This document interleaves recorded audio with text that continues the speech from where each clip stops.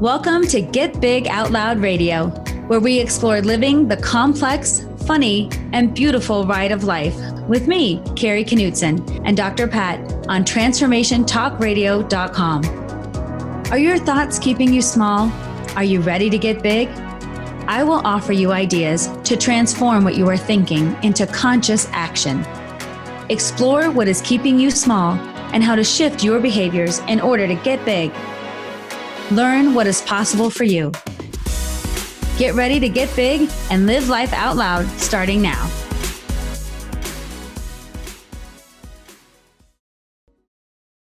Welcome to the show. This is Get Big Out Loud with most amazing Kari Knutson.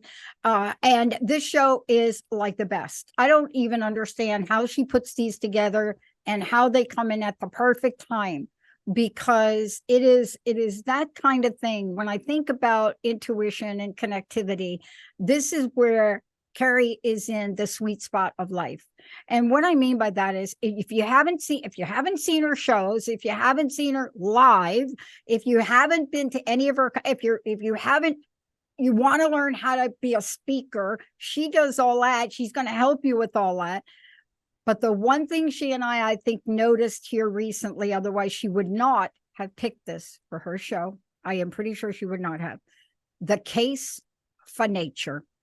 The case for nature. Before we even get rolling, I want to just tell everybody, go to Knutson Speaks, and I'm going to spell it Knutson speaks.com, because that's what she does. She has been out there. COVID didn't stop her. Nothing stops her. She expanded. She left her day job. She's out there full time. She's helping create this world that inspires us. But today, it's all about the nature. Kari, isn't it all about the nature? Yes, we're talking about a case for nature today, Dr. Pat. And thank you for your beautiful intro. That warms my heart. But we are in synchronicity because we tend to pick topics and then they're just right what we need to talk about right at the moment. Yeah. And the reason case for nature came up, I was thinking about how much nature can teach us and what we can learn from it.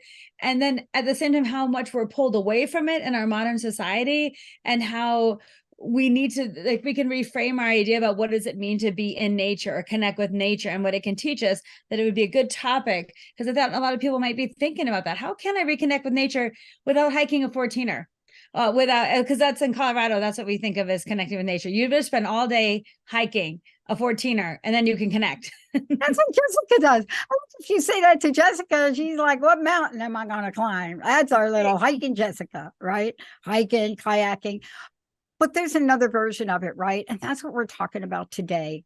We're talking about being in a world, and don't get me wrong, I love futuristic, sci-fi, metaverse. I love to embrace this imagination of people. But when push gets to shove, I'm taking my shoes and my socks off and I'm walking out in my backyard. Know what I mean? Yeah, well, when we crave connection and we crave to get back to what we know, we're human beings, we're not robots. So we do need, when we think about being in an office building all day or in our homes all day or looking at a screen all day or multiple screens all day and having like air conditioned air to breathe and manufacture, we're thinking about even the food that we get that's been heated up a bunch of times. Like the idea of like, what do we crave? When most people say they want to go on vacation, it's to a place that is beautiful. It's to see something of beauty. It's to do something they can't do in their regular lives, because we need a break from that. And even like you said, just going outside in your backyard sometimes, or having plants in your house, or listening to the sounds of nature can be enough to reconnect us. But we are part of nature. And that's what I want to talk about today's show. We're not so disconnected from it. We are it. We are part of it. And thinking about that, I think, can help not only just as a way to think of like, how do I want to live a more fulfilling life, but what we need to reduce stress, to stop feeling like, when we feel overwhelmed, or when things that can relieve anger and tension, and things that can reframe time, success, and achievement for us. Right. All that ties into, I think, what nature can provide for us. So it's not just like, oh, it feels kind of good to be outside. I think it can have really long-term benefits in all areas of our lives.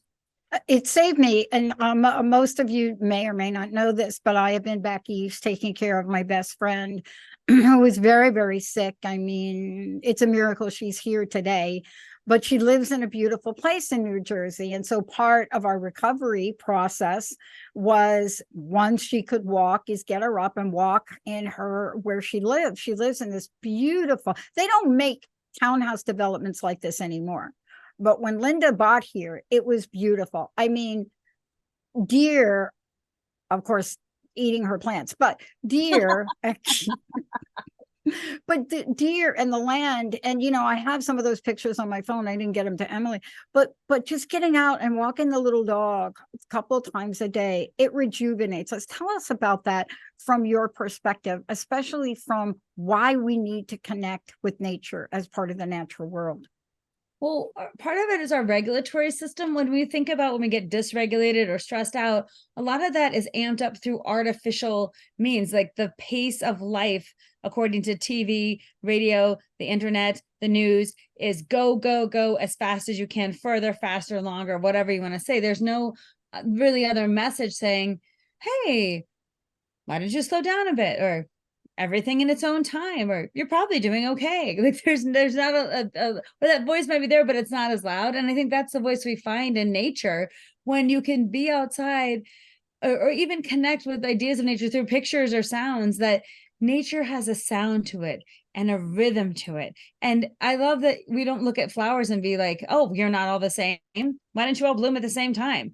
You're not just like everyone. Like we look at them and think, oh, look at how cool this one is. Look at how cool that one is. And I attribute that to people. So we bloom in our different times. Sometimes it's not quite our season yet. Sometimes we're in a rest phase. And I feel like nature offers us so much opportunity to learn about the pace, the actual pace of life, instead of the constructed pace of life, which is be busy, do more always. Even when we say, if I asked you, how was your day today, Dr. Pat, you would tell me the things you did.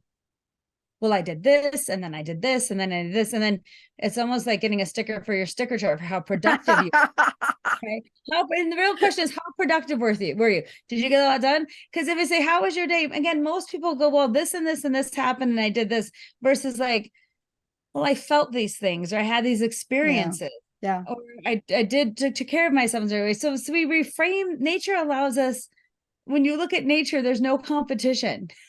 It's everything in its own time. And that allows us to reframe our own experiences sometimes in terms of thinking like, I'm in my own season of growth, or I'm slowing down because I need to, harness some energy so I can grow again later. Or I need to sometimes, when you hear, if you're on a walk or something and you hear the busyness of some birds when they're just like everyone's chirping all at the same time, and I think like sometimes you're in that frenetic excitement part of life, or you need connection. So I just think it offers us a lot of opportunity to observe our pace as a kind of a man-made, let's say, or industrial kind of thing, versus the actual pace of nature, which we are a part of. Yeah.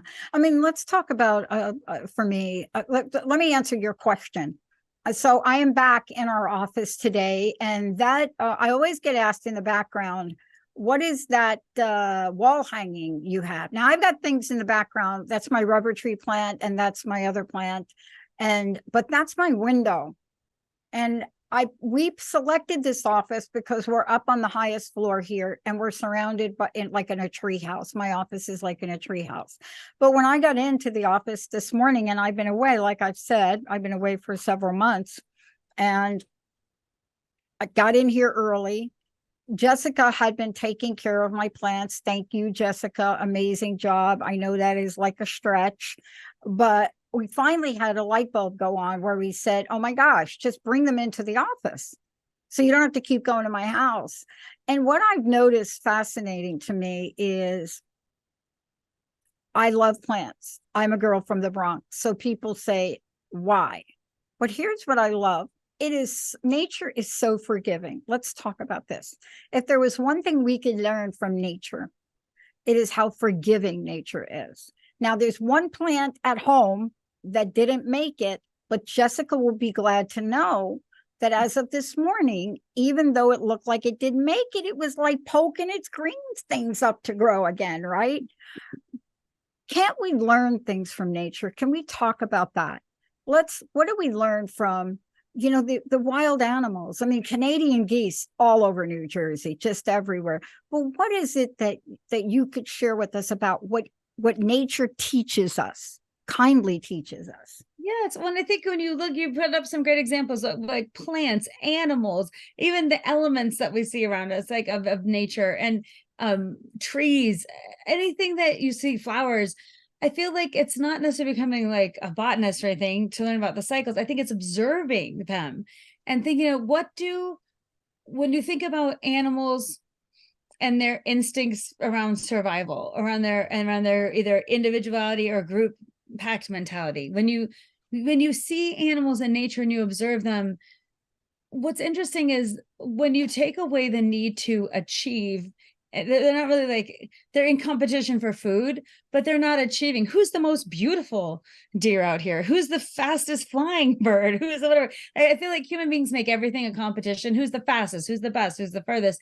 And I think when you see nature, you learn like, oh, I'm part of a cycle, so I'm connected to this and the way they're connected to this. I think nature just shows that. And I think nature also shows you resilience, like in your plants, like with a little love and a little bit of water, sometimes what looks dead can come back to life. And you see the innate resilience in the thing itself to survive. And I feel like noticing those cycles, like I'm going to bring up a lot of things, but I think if you think about too, the cycles of a tree that we're going to experience now in the fall, and you see the trees are going to change in their own time, but they all are going to change and they're going to lose something.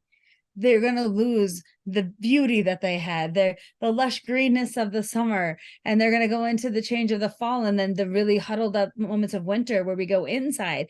And thinking about ourselves and our cycles, the way we transition through times of our lives, through situations, through relationships, I feel like there's lessons out there in any way you look to nature. And sometimes you're resilient, like that little plant that you gave some water to. Sometimes you're in a season of change in your own life and you reflect on that. Sometimes you see the value of working together in a group or a pack to get something accomplished. Sometimes you see the value of your own desires and Yeah, needs without comparison. So I yeah. feel like nature offers at every turn an opportunity, if you're aware of it.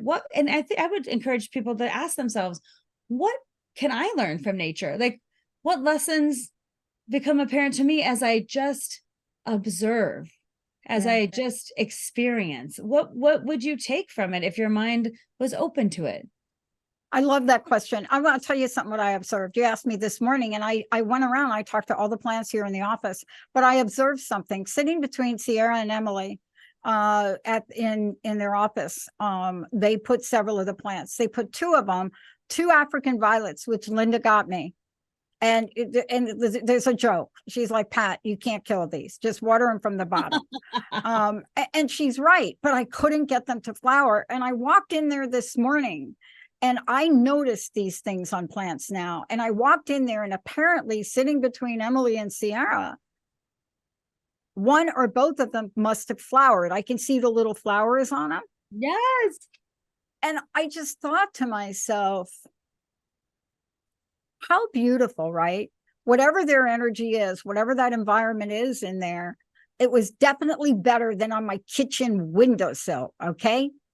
I don't think they like me washing my dishes, but this is a level of connection that we can make. And can we talk about this for a minute?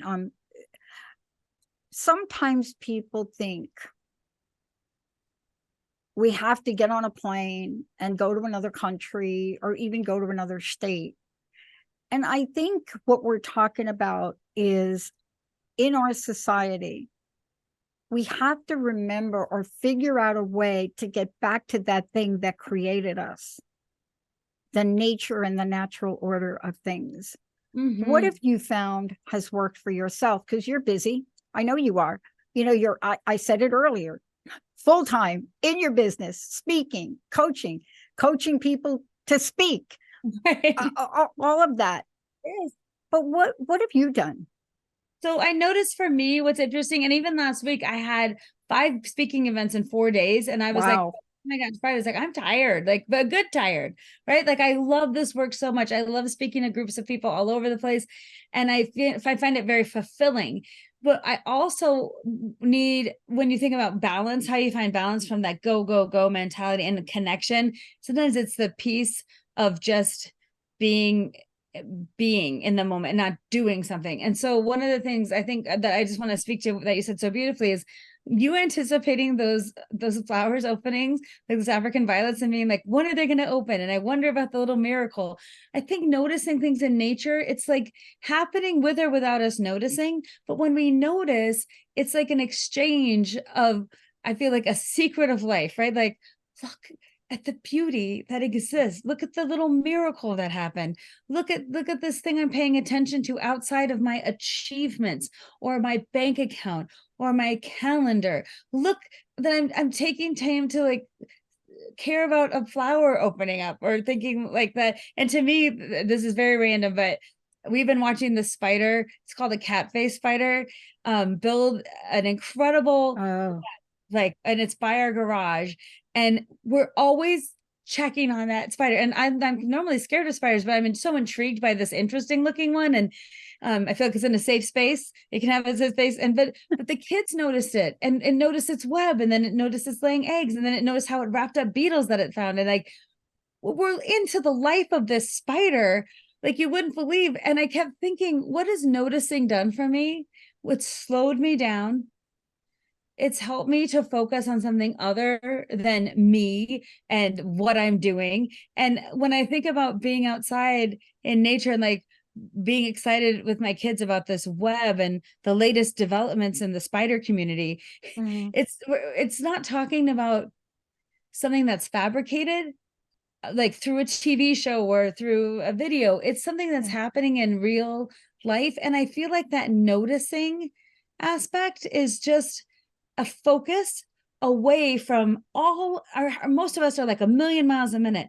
And I feel like nature offers us a chance to refocus. And I'll say the same things when I'm watering my plants around my house, or when I'm tending to my own garden outside, which is just this little patch. It's nothing like to write home about, but I get so much joy in when a flower blooms. Or I feel devastated too when I'm like, oh, that guy didn't make it. Could I do better? Right. So I just feel like it's a chance to really focus in a way that I feel like some people benefit.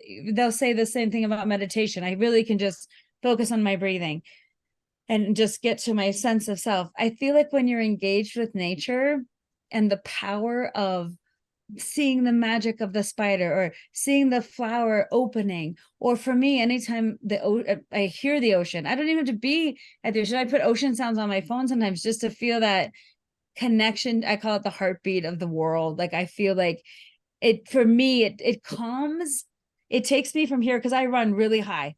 You can tell how I talk fast, think fast, act fast. I have horrible impulse control. I just do it. That this is the panacea to that. It's a way to other that experience without me trying to sit cross-legged and breathe and focus. It's another way to do that. So that's what helps me in real life without going to another country or hiking up a mountain, which I think would be amazing things if you could do it. But sometimes you have to look in your own backyard or on your city street or on your windowsill or in the corner of your garage for the spider. Like you have to notice, and nature is everywhere. So it's finding how to connect with nature instead of away from it. And even if it could be small things, it doesn't have to be huge. I love that you're talking about this, because it doesn't have to be huge. It is just noticing and being aware and awake to notice. I mean, simple things like when I came home, I took time to reacquaint myself with my home and my yard. And, I have this, what do you call them? It's a wind chime, but they're made out of glass. And inside the glass are these pictures of dragonflies embedded inside the glass. And dragonfly, one of my totem. But I noticed something over the weekend. I got them on a hook outside in this plant that died, but I've got it out there. And I noticed this little dragonfly is flying, lands on the hook. And I thought, oh my gosh, So my brain says it knows that in the glass is a picture of a dragonfly. Of course, I don't know if it knows or not. Right. But it was such a beautiful moment to see this beautiful glass image of a dragonfly and then an actual dragonfly landing on it.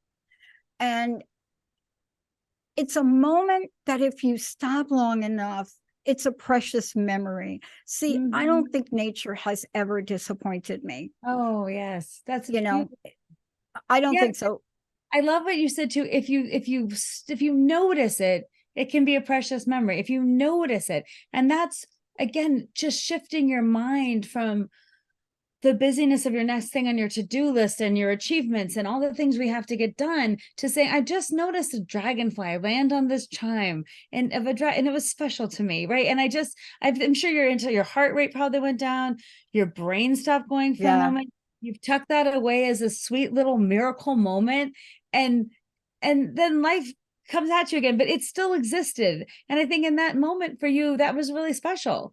Right? It was special. And, I live in a beautiful place. I mean, I grew up on the East Coast where Linda lives is absolutely gorgeous. New Jersey, the part of New Jersey is the best kept secret on the planet, this part of Jersey, right? Nobody knows about it, right? It's like, like West Central Western, right? There's a reason that you call New Jersey the Garden State. Very good reason. But then I come home here and we have not had rain here at all, and not planning to have rain here. But yet the beauty here, these tall, beautiful trees that are so ancient, so old. When we come back, I want to talk with you about this. We're going to take a short break here in a minute. But I want to talk to you about what we just said. Sometimes you have to stop. You have to stop your busyness. You have to stop. And it's a conscious effort, right? You have to stop. But before we go to break, I would love everyone to know, how do they find out about you? Tell us about the coaching you do for people, not just coaching them as a life coach, but also speaking coaching, and how people can get a hold of you. Thanks, Dr. Pat. Yeah, you can go to knutsonspeaks.com. It's KNUTSON speaks.com. And what I call it Knutson Speaks is it encompasses everything I do, which is speak on topics related to psychology. And what I do is take psychology off the couch and bring it to people to help make our lives better. But then also speaking for impact, how to help other people be better speakers. The world needs better speakers. And I have not figured it out, the exact formula, but I have been practicing, and I have some good tips and ideas. And so I love to work with people to help with confidence, whether it's a small group or you're doing a conference or you're running a meeting or you're giving a toast, whatever it is. I think that idea of we don't have to be great public speakers. We should just be great speakers. And we have a lot to share. So I do that sort of work. And then I do work on individual coaching for people who want to improve their lives. And all of it comes under the guise of Knutson Speaks. It's me speaking and talking. And then I have a one-woman show around our life lessons and stories that we learned. So that's my umbrella of Knutson Speaks. And you can get all that information on my website. When we come back, we're going to talk about actual things we need to do. But the idea of stopping is so important. And stopping happens in a lot of ways. Our mind, how do you stop our mind? And I got myself caught up in like a thing. I have had an orange SUV. It has to be at least 6 years. I don't know if my previous, beautiful orange. This particular car company produces one of the most beautiful candy, almost like a candy apple orange. Now, I will tell you, they stopped making the car in this color. I tried to get another orange one for this lease. There are only 7 in the United States. And in order for me to get one, I would have to drive to Coeur d'Alene in Idaho. And I decided not to. I decided it was so complicated, just so many things about it. And so I picked a color card that even shocked me to pick. And people said to me, how do you go from orange to that color? Now, it has to do with nature. It has to do with other things. But color is such an important aspect in how we connect with nature. Let's take a short break. We'll be right back.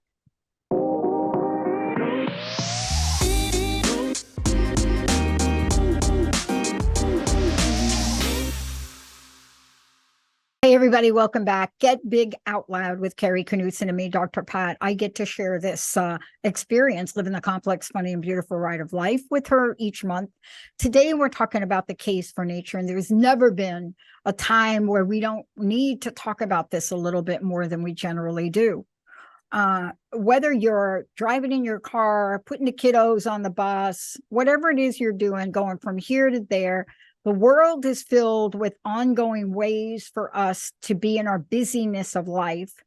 But nature offers something that's so indescribable. Now, look, before we get rolling here, again, I want to mention how you can find out more about Kari, KnutsonSpeaks.com, KNUTSON speaks.com. And then Emily is also putting her information on the video version of this, the TV version of this, which is great. Kari, thank you so much for this. And thank you for this topic, because it is super important. And, you know, in the busyness of me getting back, and I'll be here for a little bit. And, you know, I had to take this time to go out in my yard, and I had to take this time. And a very bold rabbit out there, had a conversation with the bold rabbit about my car. So here, for the first time, I think in my life, if this is true, I am going to get a black SUV. But I will tell you, I'm negotiating with Ray up there in Nissan of Everett over there. Ray, great manager, amazing man. Can I take my vehicle, my black vehicle, and add color to it, even though it's a lease? So I wanted to talk to you a minute about color and nature. Mm-hmm. It's different. I don't think I've ever owned. Now, I had a black Harley, but even with the black Harley, I had orange flames on it. But you see how we relate to things. Nature is about color. Even if the leaves are gone, the snow is white, but we notice colors of things. We notice the colors of geese flying in the air. We notice the color. Tell us about this relationship and what can we do? Because we do not do one thing. We don't stop long enough, as Linda says, to smell the roses. Yes. And the idea I love, well, so everyone understands you got the black car instead of your orange car. And that's, I'm picking it up Friday. Yes. So we'll all be excited for you in your black car. Black. But just tell everyone what we said, like your logo and all that it's actually, instead of just being a black car, you're reframing it as a canvas. It's a canvas. And we have these beautiful logos for our new network and channel. The logos were the first to come out. And I said to Ray, I said, can I get some kind of decal on here that will not be like, oh my God, you ruined the paint job? Can I do that? Because I saw this black car, as beautiful black, by the way, it's beautiful. It's no question. But then I saw it as this canvas that I wouldn't have been able to see the orange car as. You see what I mean? And that's what I think nature gives us. It gives us a canvas. We can always find a canvas to use our imagination, I think. Yes. And that's the idea of color is huge when our brain processes information, how we even see color. A lot of us see colors in different ways. If you describe something, some people say, oh, that's more purple, or no, that's more pink, or like, you know, that shade of blue, or even the color turquoise has so many different variants, right? So I think nature provides that stimulus in our minds for patterns and colors, but in a way that doesn't feel so frenetic. Like when you're watching a TV show with like ads and things and go and like that's at you, versus when you are observing nature and you can see the color palette before you. And there's the work of a woman that I like, Ingrid Fell-Lee, writes this book around being joyful, what it means to bring joy. And a lot of her stuff is with colors. Like how do we bring colors? And a lot of things like, what does nature show us about colors? And I think the idea of, again, even if you're walking down a city block and you observe something about the trees you pass, right? Or the way the sky looks, or a bird you hear, like that noticing takes you out of the frenetic headspace of go, go, go, do, I'm late, what's next on my list? And I feel like a lot of times you could, if you weren't paying attention to what's going on, you could miss a lot of what's going on around you. And I this is how I describe it. Have you ever had a friend visit and then that friend's like, what's over there? What's that? And you pass these things every day. So you're like, I don't know. Like you're seeing it with fresh eyes because you have a new perspective. And I feel like nature offers you that chance to be like, what's in my own environment that I haven't seen? And that's again with the case of my kids noticing this really cool spider and spider web, like noticing it. And I feel like the colors of things are so interesting when you notice them. And it's the act of getting out of your busyness brain into your human brain. We are part of human nature. We're not away from it. So recognizing that. So I do think that nature affords us, like in the sunset. Why do people take pictures of sunsets? Because they're Oh, amazing, right? They're just, we're drawn to them. And so that's why even in our office spaces, when you think of the pictures that are up, sometimes if you can't get in nature, even seeing a picture of something in nature or smelling like some, I don't know, I have this lemon oil that I like to use that just like makes me like, I feel like this, like a breath of that feels good, or fresh flowers in your workspace, or something that brings color and light. That's why I love like pictures. I have this beautiful picture of a flower behind me that I just yeah. love. I love the richness of those pinks, and the flower unfolding is like forever fascinating. You could just look at that all day long. So I think we can invite that. And it takes a little bit of effort, which I think is worth it. If you looked around your own space and to be like, where can I invite nature in?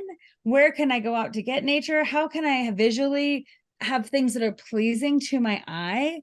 How can I smell things that are pleasing? And I feel like nature offers us so many ideas Mm-hmm.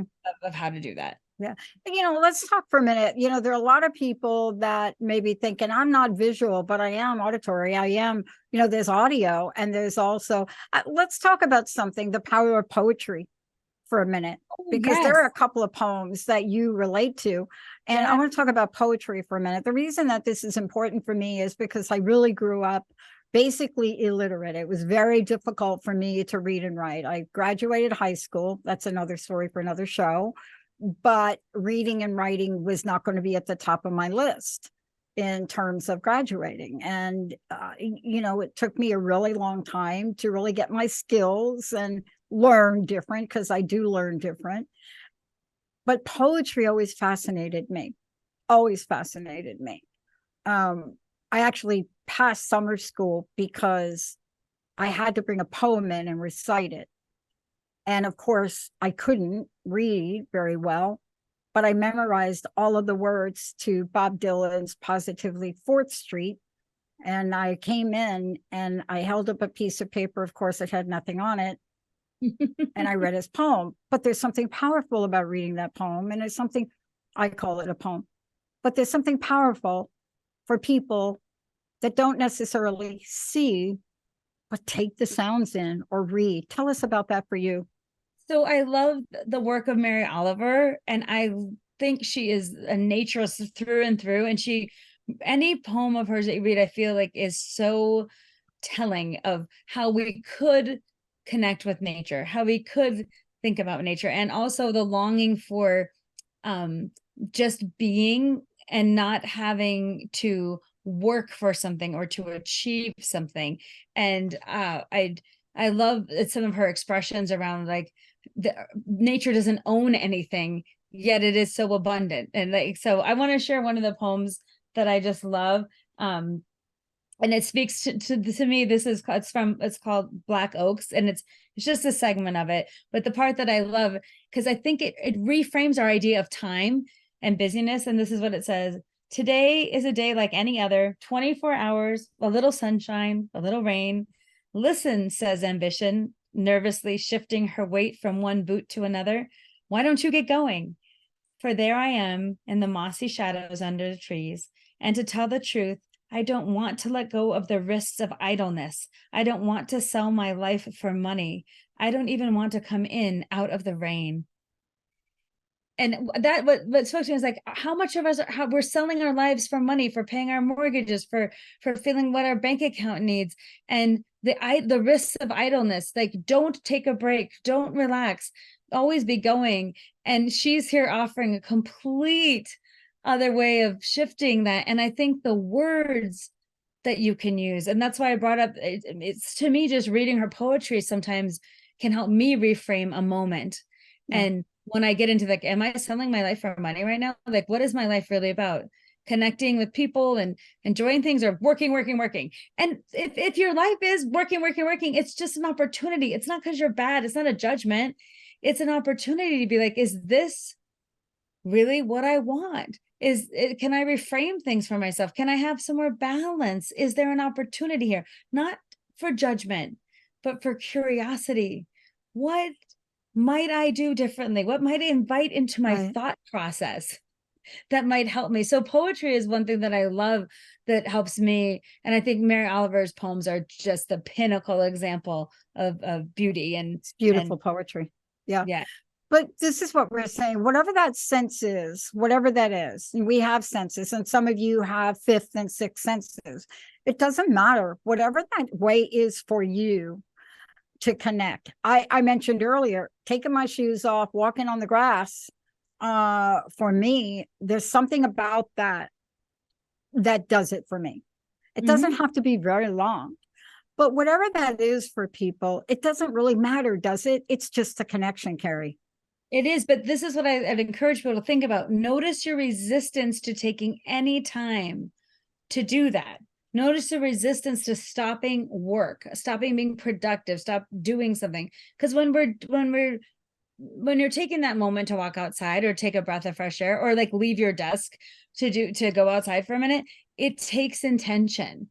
And notice your resistance to that, like, oh, this is silly, or I don't have time, or why should I need this, or there's so much to do, this is wasting time, instead of seeing what it gives you in terms of benefiting your nervous system to calm down, benefiting your body to move a bit, benefiting your sense of observation and connectedness, benefiting, I feel too, sometimes when we think of what am I doing all this for? If it's only money at the end of the day, then it's empty. So even connecting with like something bigger than yourself and your drive to achieve, which might be your place in the natural order.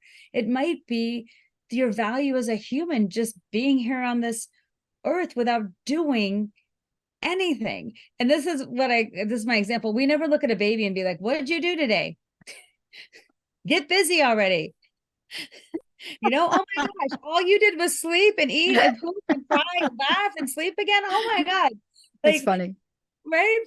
But we treat ourselves like we better have some worthiness by our doing. And I think that's if you think about yourself as a human that needs sleep and love and time and food and even how children observe the world. What's this? What's that? What's this? What's that?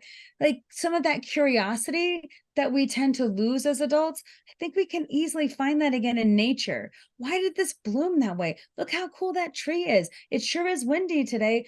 Listen to the sound of the chimes when the wind hits it, right? Or like, I even think sometimes observing when we go camping, I could sit by the fire and watch fire flames for like hours. Somehow they're fascinating to me. When you put another log on, or when it makes a crackling sound, or how those smoke shifts. We just spend hours sitting literally observing fire. And it's some of the best memories that we have. Yeah, I'm with you on that. It's fascinating about the fire, isn't it? Because I don't know if it's the fire or the energy of transmutation from wood, right, to heat, to smoke. I mean, it's beautiful, but I mean, you literally can stare at it. Linda said to me not too long ago when I was looking for a place to live, and I live in a beautiful place now, but one of the things was I got to have a fireplace. And here now gas is the way to go. I don't think in our state you can actually burn wood anyway. Anyway, I don't know. But I was so insistent upon it. And then when I found the fireplace needed maintenance. And I said to Joe, Joe, I really would like that to work. And he made it happen. Not because of heat, but there's something about sitting there and being mesmerized by the flames, right? Would you call it that?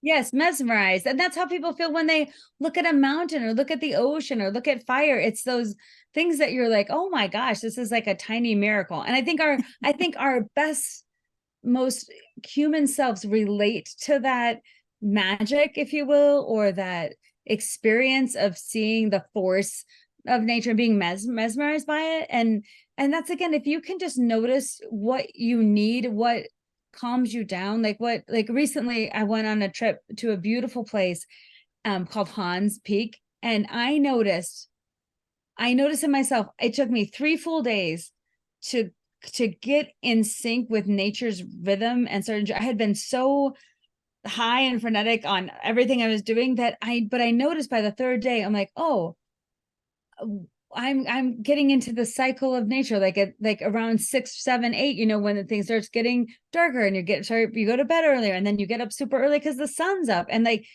that cycle that you normally wouldn't have. And then I noticed, like, sitting by the fire and finding great enjoyment from that, or sitting by the lake and just feeling everything kind of be like, oh, I'm getting in this cycle now, not in my fabricated, busy cycle that's dictated by my schedule and how many meetings I can have and how fast I can get someplace. And I noticed the juxtaposition in what did that. And it was the force of nature. It was the sheer force of nature, being detached from technology, being off my schedule, but the force of the cycles of, like, you have to go to bed at a certain time because there is no light if you're camping, right? Like, you have to, like, the sun goes down and you're done, and it's permission to be done.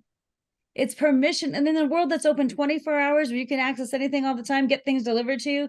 I think when you're away in nature like that, you realize, like we were saying, my husband and I were talking, like, it's kind of nice because all we have is all we have. Like, if we got canned beans one night and then we forgot whatever, we're eating canned beans. Like, our expectations have drastically shifted. Even our kids were much more amenable to whatever because of course you leave stuff when you plan to go camping and you don't have everything. And I just thought, just being with what you have, where you are, in a space where nature sets the tone, was healing for me. And I think back to the summer, that's one of my best memories of the summer, was looking out over Hans Lake and just breathing in the colors, the sound, and noticing my own regulatory system shifting as I got attuned with nature and didn't expect nature to get attuned to me. And that's, I think, one of the lessons, like, how can we attune ourselves to nature? Because it knows the time clock.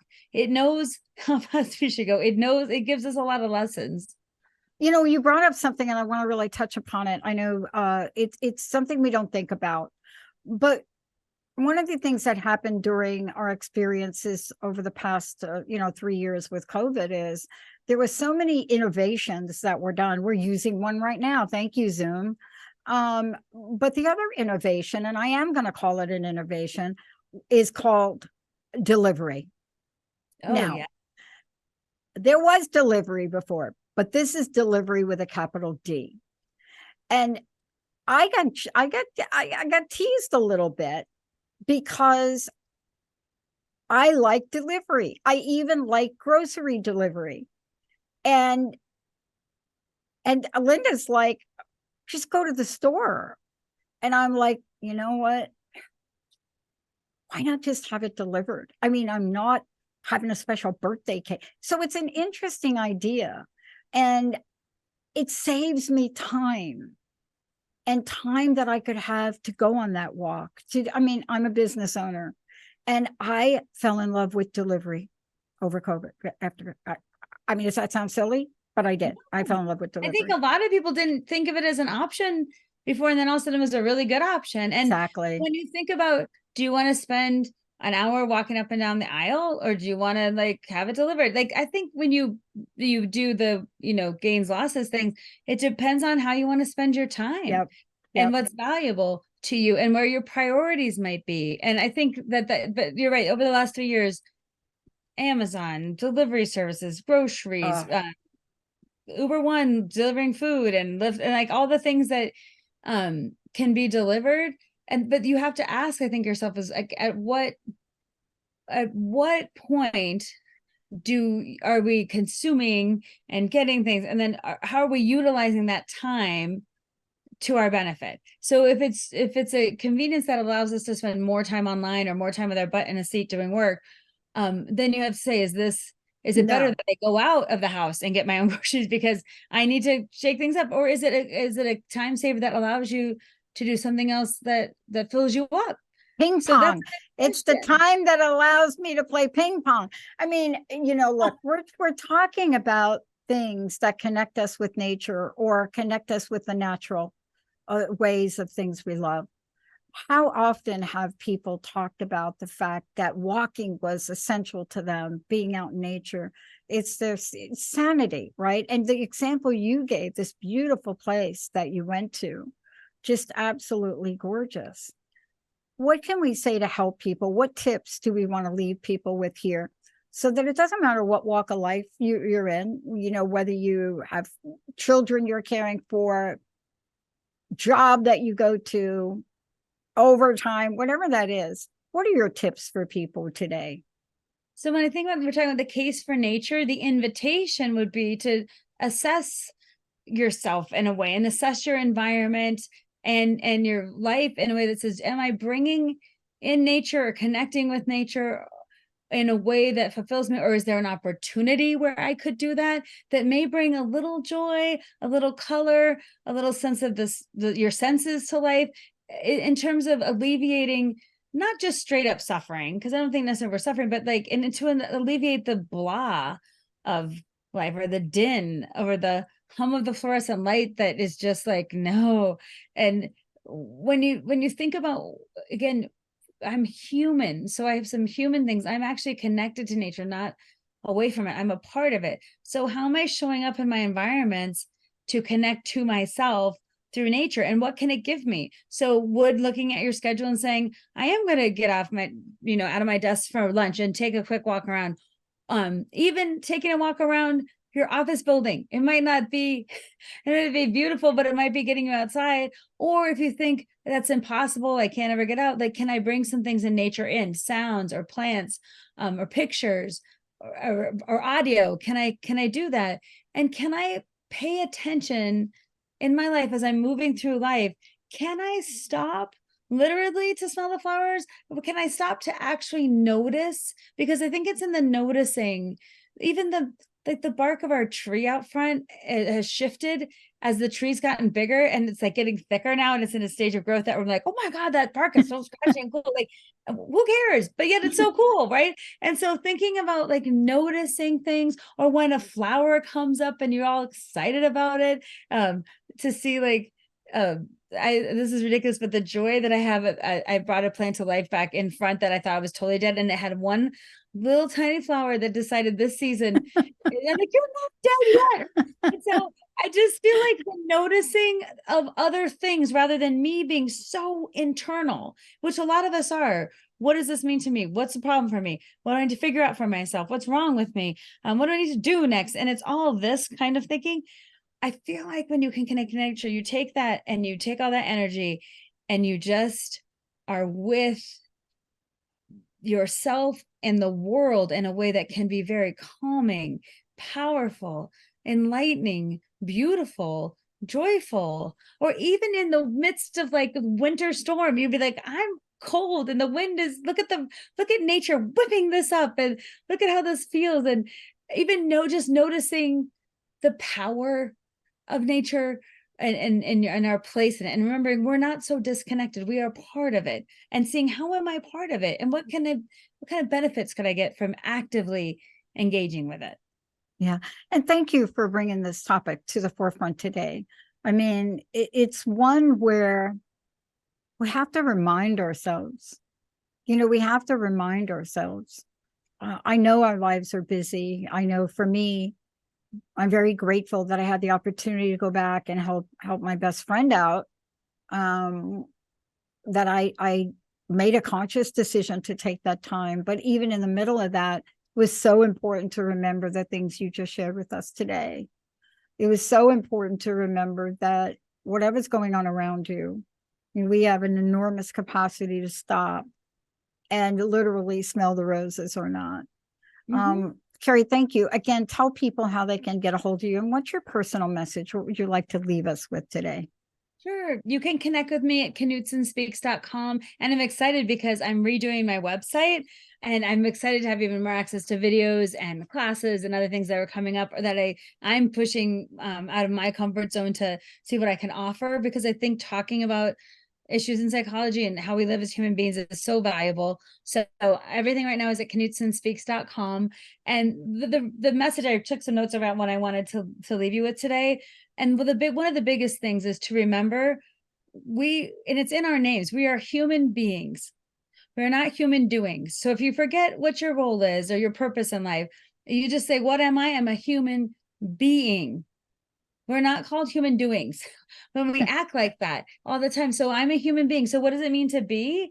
So I can be either in the manufactured world, or I can be in more of a real world, in the pace of the real world, and also with the achievements of the real world, not some like manufactured. And I feel like that idea of connecting with nature is like the best part of us. It's the calmest part of us. It's the most curious part of us, the most interesting, the part of us that can get excited when we see something growing or something cool in nature. Like I can look up, what is a cat-faced spider? I can't tell you, this whole summer, look up cat-faced spider. You will be like amazed. Right? But I think all those things are so vital, and that to remember you're a part of nature, not apart, but a part. I'm a part of nature, not a part. And that whole idea too of like not hurrying nature is part of not hurrying yourself, and taking the lessons from the cycles of nature. So when you feel the light wind versus the hurricane force, that's our life, right? Sometimes we're in a hurricane force kind of wind moment, and sometimes we're like a light breeze. But what can we learn? What can we observe about ourselves? And what I really think too, if we can be intentional and find satisfaction, that again is the baseline of how we show up, is to feel joy, is to be calm, is to enjoy things and have perspective. Like it's almost like coming back to the best parts of ourselves that will help us for the journey. So when you think about sitting at your desk and just working through lunch and like being busy and like, I encourage you to think like, look at my resistance and where can I add some things in nature in my life, whether that be getting up and going out into nature, whether that be inviting it in, or finding ways to listen to it, or being more observant in my planes, trains, cars, automobiles, subway rides, whatever it is. Like, can I be more observant of it? And can I remember that indeed I am a part of it and act like it? Kari, thank you so much for this. It's a beautiful reminder as we all get geared up for whatever we're getting geared up for. Pretty soon we'll be talking about popping into holiday season, and it has never been more important than it is now to really take those moments. And by the way, if you're around family and friends, invite them to do it with you. It's okay for the family to take their shoes and socks off and take a moment on the grass. It's okay. Unless, of course, you really value your time alone, then do that too. Kari, thank you so much for everything. Thank you, Dr. Pat. Great show. Thank you. Awesome. Emily, thank you for putting all those amazing pictures in. And I want to thank all of you and remind you again about Kari Knutson just said, this is the time to take a moment and first stop and then connect. Remember to do that. You will fill up your gas tank. Amazing energy. You'll have moments of bliss and enjoyment. And it's so simple to do. Thank you all for tuning us in, turning us on. We'll see you next time. You have been listening to Get Big Out Loud Radio, where we explore the complex, funny, and beautiful ride of life with me, Kari Knutson, joining Dr. Pat live every second Monday at 10 a.m. Pacific on TransformationTalkRadio.com. I will help you to know which thoughts are keeping you small in order for you to get big. Get big and live your life out loud. For more information, visit KnutsonSpeaks.com.